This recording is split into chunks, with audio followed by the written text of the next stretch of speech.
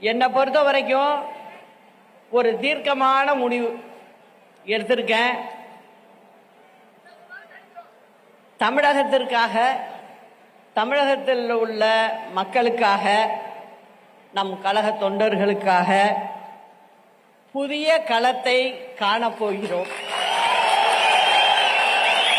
ஒரு புதிய கட்சியை ஆரம்பிக்க போகிறோம்.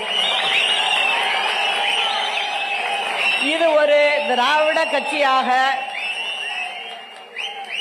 பேரறிஞர் அண்ணா, புரட்சி தலைவர் எம்ஜிஆர், புரட்சி தலைவி அம்மா ஆகியோரின் வழியில் ஏழை எளிய சாமானிய மக்களுக்கான ஒரு கட்சியாக, எதிரிகளையும் துரோகிகளையும் வேறறுக்கின்ற ஒரு கட்சியாக இது செயல்படும். நமது கட்சியின் கொடியை இங்கே அறிமுகப்படுத்துவதில் மிகவும் மகிழ்ச்சி அடைகிறேன்.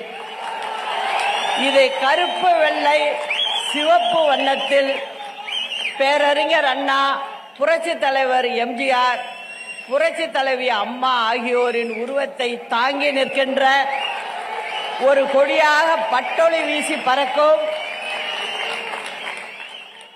கட்சியின் பெயரை மட்டும் விரைவில் அறிவிக்கிறேன்.